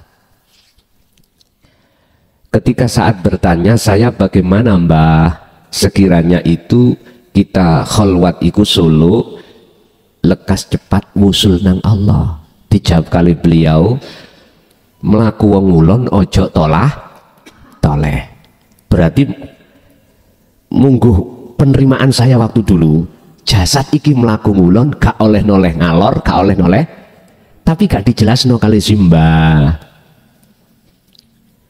Tapi aku yakin pengertiannya itu adalah kalau Anda sudah khalwat atau mejil, hati kita nggak boleh melihat wujudnya kaun, ojo noleh dunyo, karena di depanmu itu akhirat. Ayu kaya apa bojomu, ojo kok toleh. Dunyamu akeh ya apa, ojo ditoleh. Karena apa? Wabtaghi fima atakallah darul akhirah. Kamu kalau tahu akhirat itu lebih mulia daripada kehidupan dunia, kau akan menyampingkan kehidupan dunia, melihat kehidupan akhirat. Jadi jenengan yang tadi mengatakan ujian dari Allah bertubi-tubi itu sebetulnya kalau boleh saya katakan itu kasih sayang Allah menyelamatkan jenengan supaya hati tidak bergantung terhadap selain Allah. Dihabiskan dunianya, istri jenengan dibuang Allah, anak dibuang semua. Sebetulnya Pak, itu cara Allah menyelamatkan ruhaniah jenengan supaya tidak bergantung terhadap kaun. Ngoten asli ini. Tapi kadang-kadang kita nggak sadar. Kadang-kadang nggak sadar. Karena apa? Karena kita masih terbuai dengan tiupan hawa nafsu tentang syahwatu dunia. Nek kita kena tiupan syahwatu dunia, maka dunia itu menjadi khub. Akhirnya kita hubut dunia, mencintai. Makanya dibuang aja sama Gusti Allah. Akhir ekonomi sampai hancur. Dunia brono diilangno, akhirnya melarat-rat-rat. Dihina orang dan lain sebagainya. Jangan dikasih Allah supaya tidak bergaul terhadap makhluk. Biar bergaul hanya pada Allah. Cuman banyak diantara kita yang nggak sadar kalau itu bentuk rohimnya Allah terhadap kita. Sebab di luar sak pirang-pirang Pak, kebanyakan orang tergelincir ruhanianya dengan duniawiyah. Sehingga mewahnya duniawiyah di pandangan Allah itu menjadi istidraj, pengelulu Allah terhadap si kawulo tadi. Bukan hidayah. Ini kalau sadar loh ya. Kalau nggak sadar tidak seperti itu. Tetap mengutamakan kehidupan dunia. Bapak Ibu hadirin jamaah rahimakumullah. Oke. Ikut sejarah mawon. Kita masuk dalam pertanyaan. Napa mah pertanyaannya Pak Lali? Oh nggih. Aku kholwat kok biar pet kok ya wis sadurunge awak dhewe kewusulan gitu. Dengan benar atau dengan sempurna kita mati bagaimana ruhaniah kita pun. Allah janji dibuka dalam surah Al-Ankabut ayat 5. Wa man kana yarju liqa Allahi. Niki khusus wong Islam karena itu ditulis Allah. Beda dengan surat Al-Kahfi ayat 110. Kalau surat Al-Ankabut memakai man kana yarju liqa Allah. Kalau surat Al-Kahfi mboten liqa Allah. Wa man kana yarju liqa'a rabbih. Lah. Berarti Al-Ankabut khusus untuk umat Islam. Karena umat Islam menyebutnya ilahun wahid, Tuhan yang esa itu sebutan Allah. Barang siapa yang di dalam hatinya ada satu keinginan, harapan untuk bertemu Allah, maka fa inna ajalallah la'at. Sesungguhnya Allah itu berjanji terhadap jenengan dalam waktu yang sudah ditentukan pertemuan tersebut. Dari ayat ini akan kusimpulkan jenengan ini jikalau di dunia belum bertemu Allah maka di akhirat pasti ketemu. Terus yang bimbing saya siapa? Ya Allah sendiri. Kebalikan ayat ini, barang siapa di antara hambaku tidak ada keinginan untuk bertemu Allah, maka janji itu nggak ada. Janji Allah untuk menemui jenengan dalam waktu yang sudah ditentukan itu nggak ada. Akhirnya ketemu itu tadi selain Allah, anak, istri, dunya, brono. Padahal dalam ayat lain Allah katakan hal ini tidak bisa menolongmu. Yang bisa menolongmu hanyalah aku, Allah itu. Jadi jenengan tidak boleh untuk mamang terhadap Allah jikalau tidak bertemu, tidak boleh. Karena ayatnya di dalam hati jenengan memang ada keinginan untuk bertemu Allah.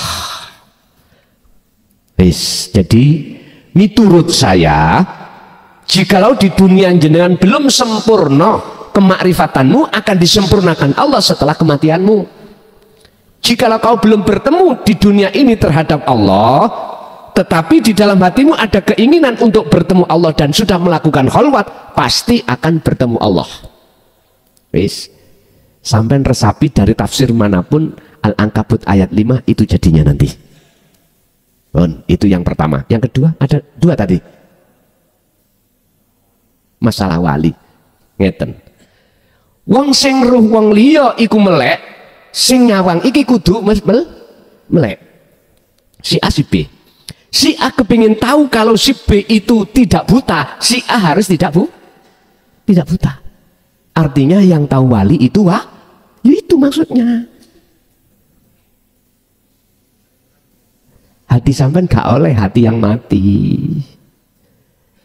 Setelah hati sampean itu tidak buta, maka jenengan akan tahu siapa yang buta, siapa yang tidak.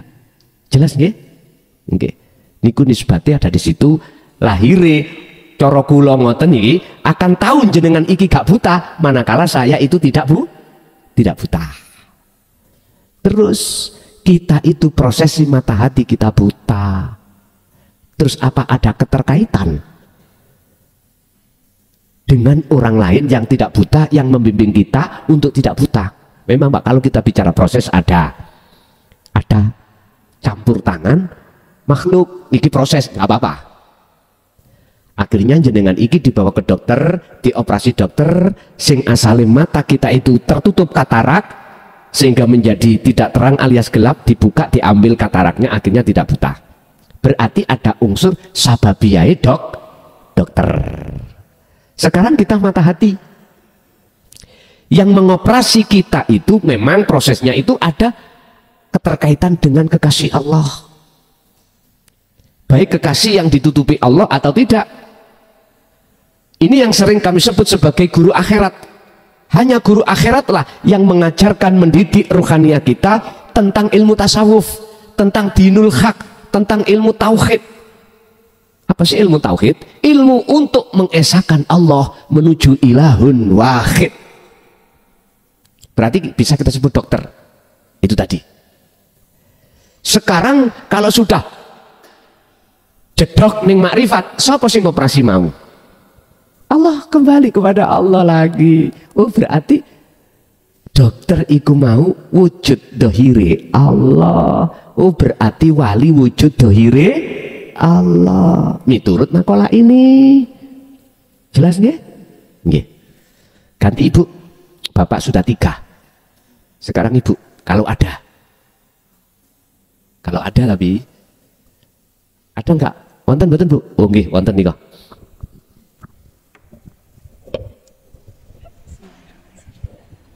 Assalamualaikum warahmatullahi wabarakatuh. Saya ingin menambahkan satu makalah. Makalah saya berkaitan asma Allah huwa dhahiru wal batinu. Di sini saya akan mengambil percontohan asma Allah huwa dhahiru wal batinu. Wa dhahiru wal batin. Nggih. Di sini saya akan mengambil perumpamaan buah-buahan, yang mana buah-buahan itu terdiri dari isi buah, terus isi buah itu dibungkus dengan daging buah, kemudian bagian yang paling luar itu adalah isi kulit buah. Contohnya buah mangga. Buah mangga itu bagian yang paling dalam adalah isi mangga, kemudian isi mangga itu dibungkus dengan daging mangga, kemudian bagian yang paling luar itu adalah kulit mangga. Itu pas sesuai, antara zahir dan batin itu sesuai. Berarti mangga yang demikian bisa dikatakan mangga zahir, mangga batin. Sekarang kalau kita tarik kepada manusia, manusia itu isinya adalah roh. Sedangkan roh itu menurut berita dari Allah, roh itu adalah isinya Allah. Roh dibungkus dengan jasad. Jasad menurut berita dari Allah itu juga Allah sendiri. Kemudian yang paling luar itu adalah kulit manusia yang kelihatan menarik, mempesona, bahkan menggiurkan, itu juga Allah sendiri.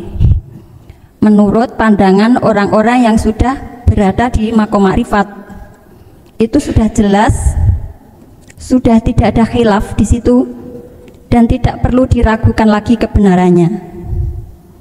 Jadi wadzohiru wal batinu itu Allah sendiri. Yang saya tanyakan, Allah zahir, Allah batin itu yang saya ibaratkan buah-buahan tadi, menurut Guson benar atau salah?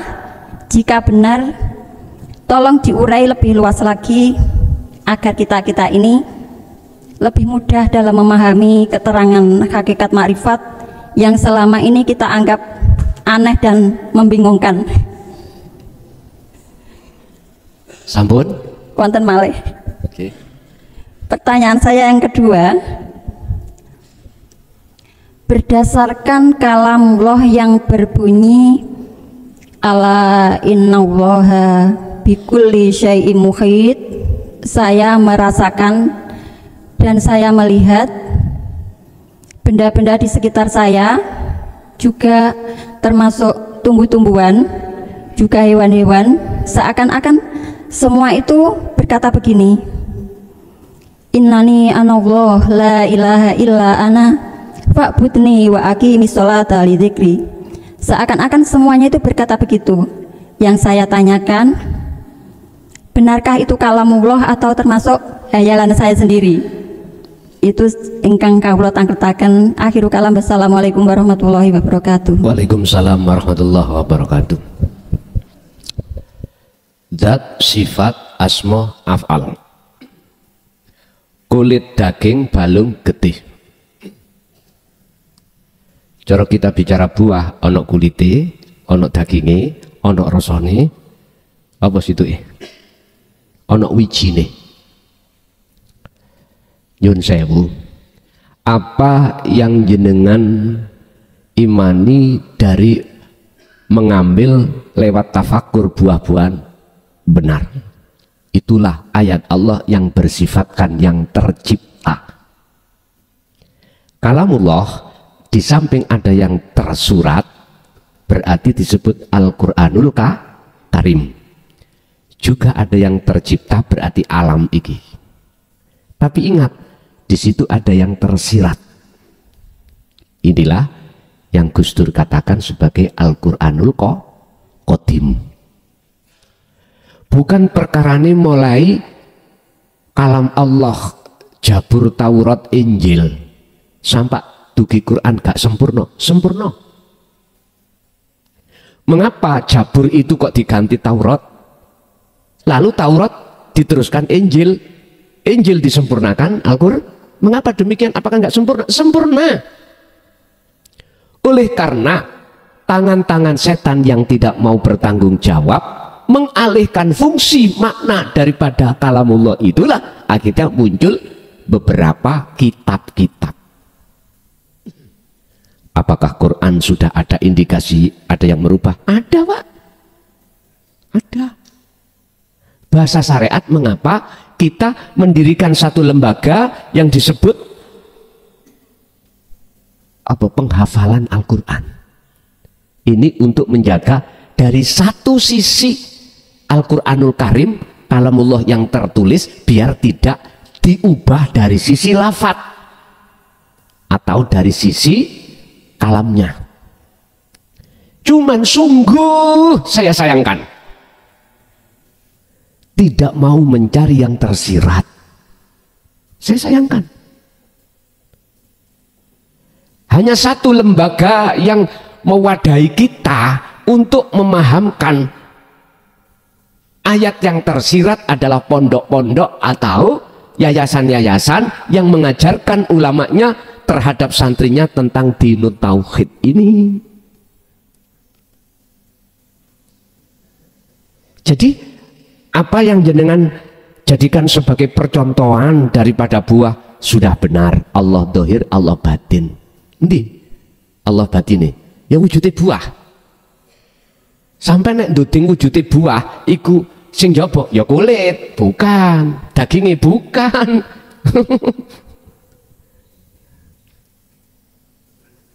Jawabannya, nek sampean pingin tahu wujud Allah batin dinisbatkan buah, sak lebete rasa buah itu yang disebut ilahun wahid. Lah wujudnya ilahun wahid secara dohire ya sampean pandang itu bisa kulit, bisa daging, bisa balung, bisa getih, karena itu satu kesatuan.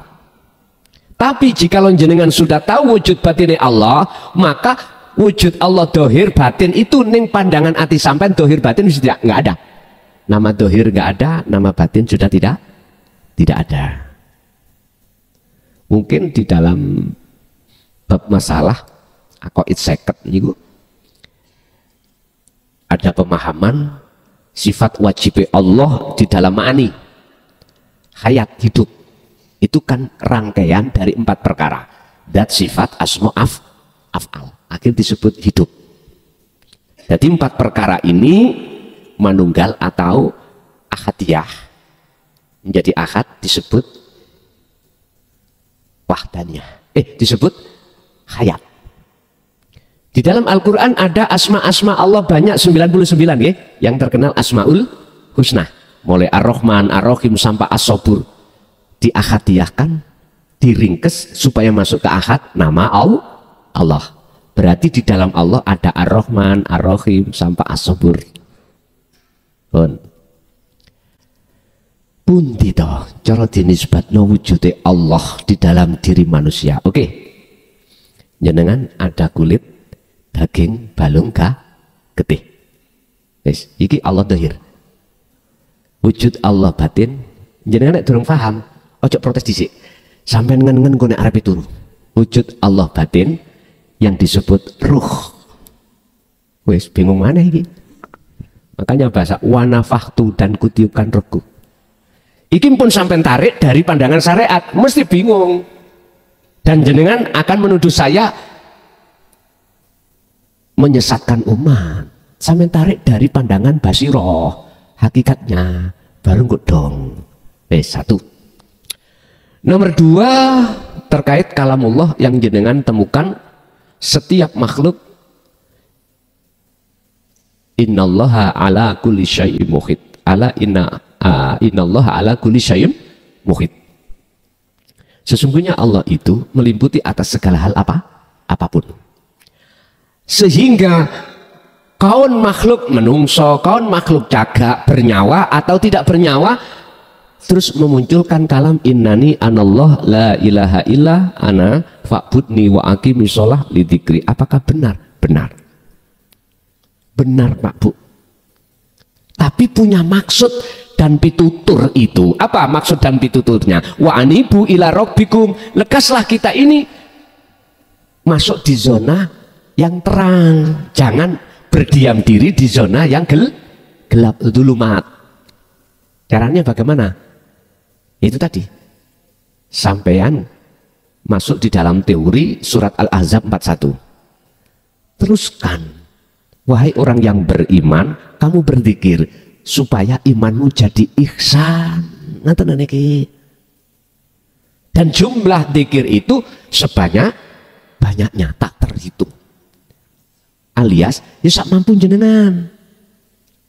Waktu sholat hati berzikir, di luar sholat hati juga berzikir. Monggo sholat bisanya 1 rakaat zikir, yes zikir 1 rakaat aja. Nanti kalau ini jenengan pupuk terus, akhirnya yang asalnya 1 rakaat menjadi 2 rakaat, yang 2 menjadi 3, 3 menjadi 4. Disinilah Bapak Ibu saran inti pesan yang dimunculkan dari kalamullah, yang kalamullah itu dari sudut alam ini, sudut alam. Jadi alam itu memberikan pesan terhadap kita sebetulnya. Itu tadi, innani anallah. Kita akan mengetahui itu Allah jikalau kita sudah keluar dari kaun, alias kita sudah menghilangkan tampil wujudnya kaun atau selain Allah baru. Ibu masih ada lagi 1 kali Bu, biar ada 2, Bapak 3, Ibu 2. Assalamualaikum warahmatullahi wabarakatuh, Gus. Waalaikumsalam warahmatullahi wabarakatuh. Yang saya mau tanyakan masalah hukum rob. Rob tabur tuai. Apa? Hukum apa?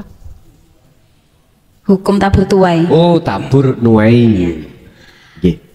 Kalau yang menabur itu orang tua, anak itu kena imbasnya enggak?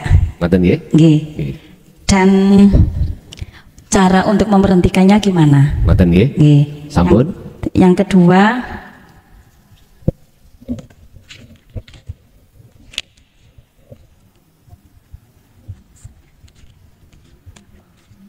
Ditulis kok Pak, yang betul lali. saya mau cerita sedikit ini. Kami sampai sekarang ini kan buka usaha. Awalnya itu ramai luar biasa, Gus. Setelah berjalan 1 tahun, usaha kami itu tiba-tiba Anjlok. turun drastis.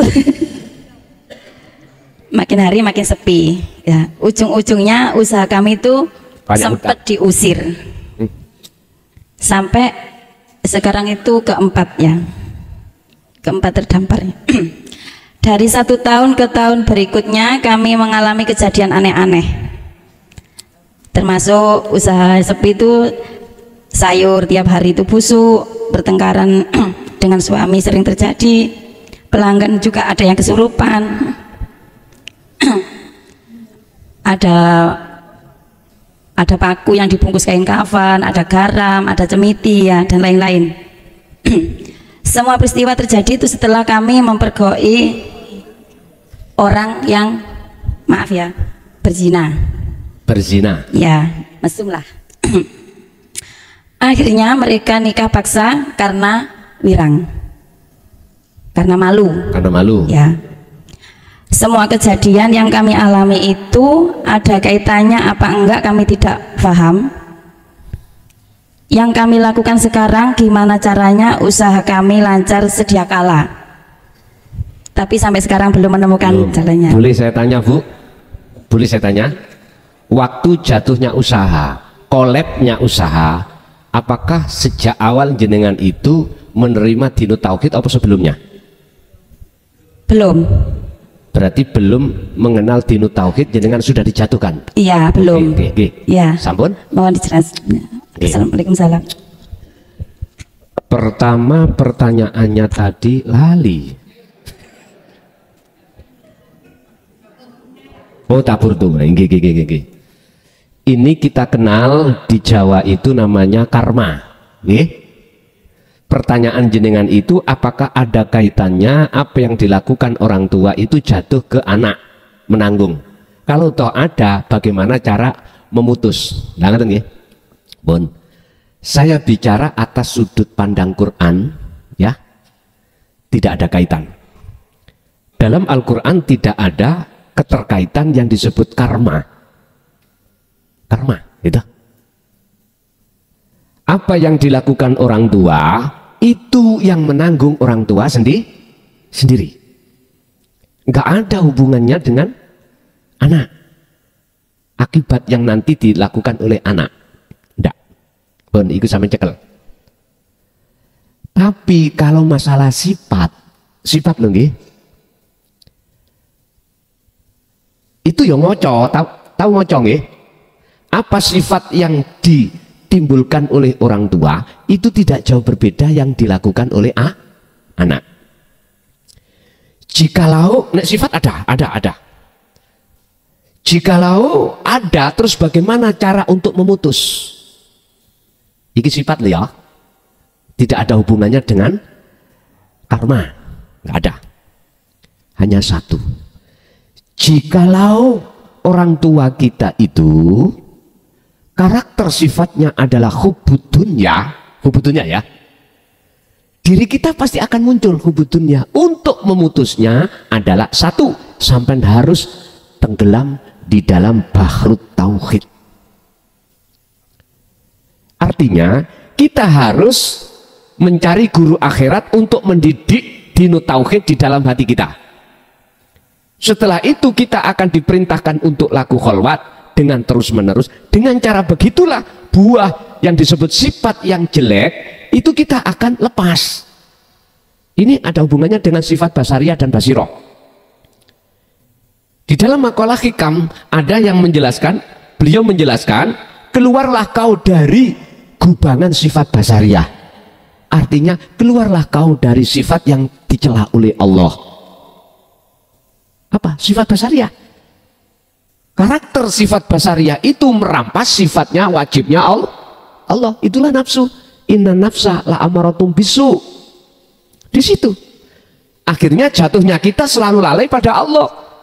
Artinya lalai, kita nggak sadar, nggak ada kesadaran kalau semua apa yang terjadi itu bersumber, yang berperan, yang sebagai isim fa'il, yang sebagai subjek itu adalah ilahun wahid. Kita nggak ada kesadaran di situ. Justru malah kita ngaku-ngaku yang melakukan itu kaun.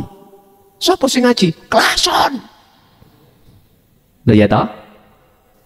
Karena fakta nguasai makhluk. Coba sedikit aja. Siapa di depan, di belakangku, di kiri kananku, atas bawahku, dalam luarku? Ya sudah. Itulah ilahun wahid. Jadi cara untuk memutus sifat karakter yang jelek, yang tadinya ada di keluarga kita, bapak kita, satu cara, jenengan harus tenggelam di dalam bahrut tauhid, lautan pengesaan pada Allah. Nah, di dalam bahrut tauhid ada Nabi Khidir, itulah guru akhirat. Yang kedua, jorong jauh guru sejati. Yang kedua adalah kholwat atau suluk atau micil dengan istiqomah. Barulah di situ akan bertemu ilahun wahid. Akhirnya buah karakter tadi sedikit demi sedikit akan hilang. Itu yang pertama. Untuk yang kedua, usaha bangkrut. Nah, saya tadi tanya, ibu sampean harus husnudzon nang Allah. Mengapa jenengan dijatuhkan? Aku yakin, miturut hitung-hitungan Allah, pandangan Allah, jikalau jenengan gak dijatuhkan gak mungkin menerima tauhid.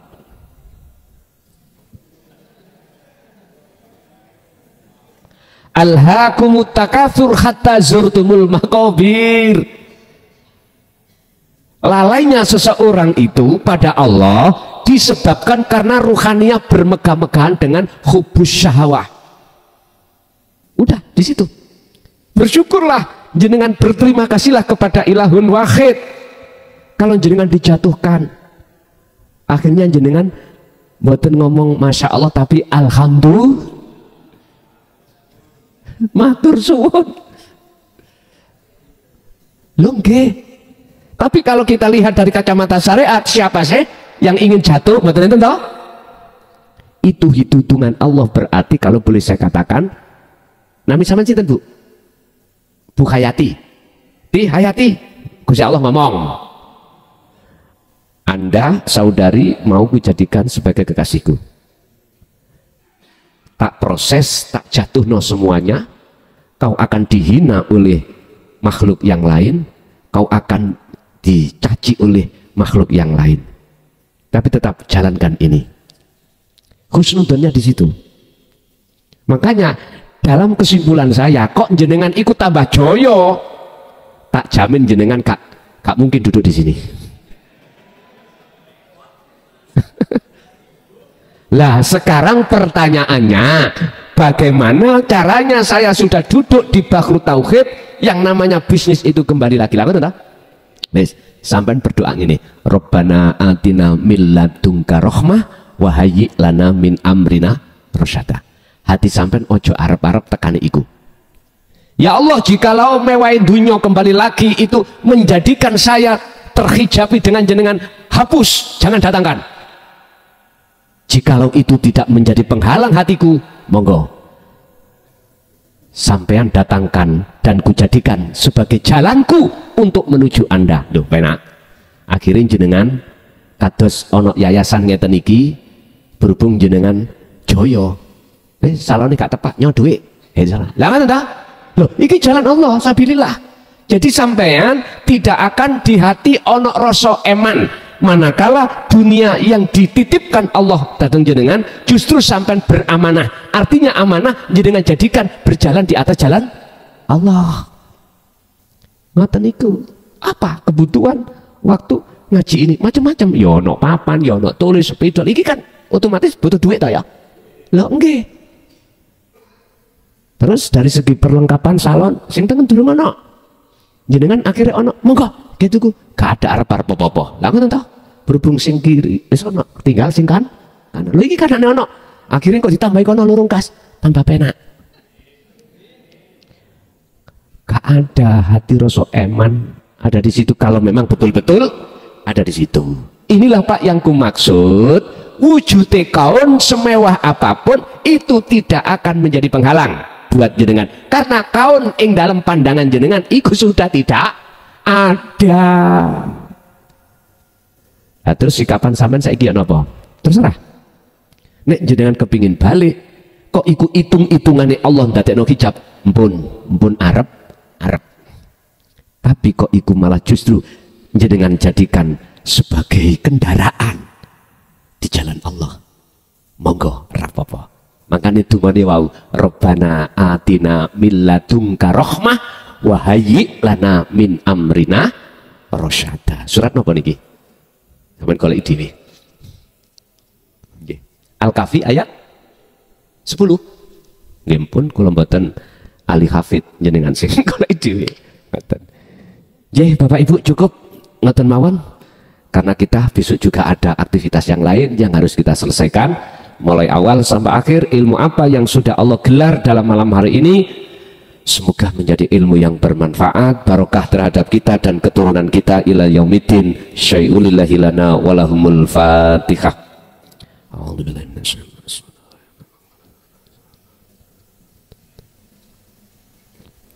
Awal sampai akhir, bila mana ada kalimah yang menyakitkan hati jenengan, saya pribadi mukhlason nyuwun agungi pangapunten. Akhirul kalam, hadanallahu wa iyyakum wal afa minkum. Assalamualaikum warahmatullahi wabarakatuh.